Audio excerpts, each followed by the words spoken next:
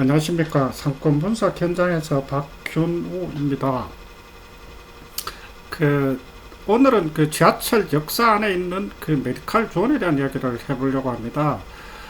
서울시 이제 교통공사에서 2022년도부터 지하철 역사 안에 그 약국과 의원들을 입점시켜서 그 야간이나 그리고 주말에 이제 이용을 할 수 있도록 그렇게 전략적으로 할 수 있는 그 메디칼 존을 이제 설치하겠다고 해서 몇 군데 지금 설치가 된 걸로 알고 있습니다. 뭐 언론을 찾아보니까 현재 역삼역과 이제 종로삼가역 그리고 강남구청역 이렇게 이제 나오던데, 그리고 이제 저희가 이제 확인했던 거가 이제 그 합정역에 이제 지금 그 메디칼이 이제 개원을 해서 운영이 중인 것을 확인을 했습니다.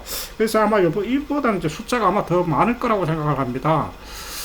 실제로 이제 서울교통공사에서 이제 2년 전에 이제 그 추진을 이제 진행을 했지만 사실은 이 부분들은 벌써 2015년도 정도에 이제 이걸 그 추진을 했던 적이 있습니다. 당시 이제 서울교통공사 그 8호선이 운영되고 하는 그 장지역에다가 메디칼 존을 설치를 해서 입찰을 이제 붙인 적이 있는데, 실제로 이 부분들은 이제 그 이후에 진행이 안 됐던 걸로 알고 있습니다. 물론 뭐 여러 가지 이유가 있겠지만은 아마도 이제 몇 가지 이유를 찾아볼 수가 있는데, 이제 첫 번째는 이제 그 외부에 충분하게 병원들이 분포하고 있다고 했던 부분들하고, 그리고 두 번째가 그 지하철역이라고 하는 게 이제 고유적인 목적이 이제 이동이라는 데에서 목적이 있기 때문에 적극적으로 이용을 하지 않을 것이라고 이제 그 사람들이 이제 그 인식을 해서 입찰에 응하지 않았다는 부분들. 그리고 이제 의원이나 약국들이 이제 그 지하 공간이 있다고 하는 그런 부분들이 이제 아무래도 이제 그 좀 거부감이 들어서 이제 했던 부분들이 있고, 그리고 의원 같은 경우는 실제로 이제 그 지하철 역사 안에 점포의 면적들이 제한된 과목들밖에 진행을 하기가 어렵다고 하는 부분들, 이런 부분들이 아마 이제 그 복합적으로 작용을 했지 않느냐 하는 생각을 합니다. 그러나 이제 실제로 그 지방 같은 경우는 이제 적극적으로 약국들이 많이 진입을 한 데를 보면은 그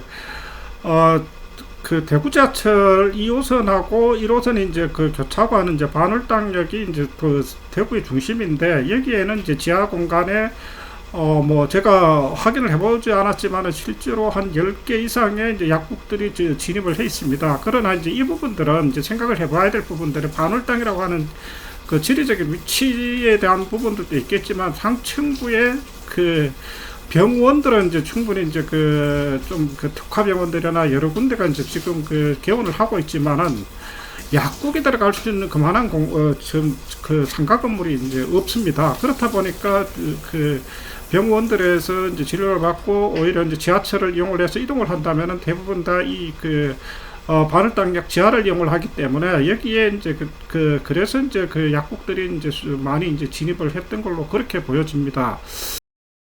그 합정역에서 있는 그 365원이 이제 주변에서 충분한 환자들을 유입을 시킬 수 있는 요인들을 몇 가지 찾아보면은, 일단은 이제 합정역이 이제 2호선하고 6호선이 환승되는 역으로 하루에 약 한 9만 명 정도가 이동을 합니다. 그래서 충분한 이동하는 그 사람들은 이제 유입할 수 있는 그런 이제 힘이 하나가 있을 테고, 그리고 이제 이동을 하더라도 사실은 이제 완전히 원거리로 가는 것보다도 이제 인근에서 이동하는 부분들이 사실은 이제 생각보다 많다고 하는 부분들은 크게 장점으로 볼 수가 있을 것 같습니다. 그것은 결국 이제 그 주변에 이제 합정뿐만 아니라 그 홍대 입구역 같은 경우도 이제 주말이나 이제 야간에서 간단하게 이제 외래 진료를 받을 수 있는 그 의원들이 이제 많지 않습니다. 그래서 이제 이런 부분들이 사실은 크게 작용을 했던 부분들도 있고, 또 하나는 실제로 합정역에 이제 주간 이동 인구가 생각보다 많습니다. 이것은 결국은 인근에 소규모 그 사무실들이나 이제 업체들이 많아서 경제 활동을 하는 사람들이 이제 생각보다 많기 때문에 점심시간이나 잠깐 시간을 내어서 진료를 받을 수 있다는 그런 부분들로 이제 생각을 해볼 수가 있을 것 같습니다.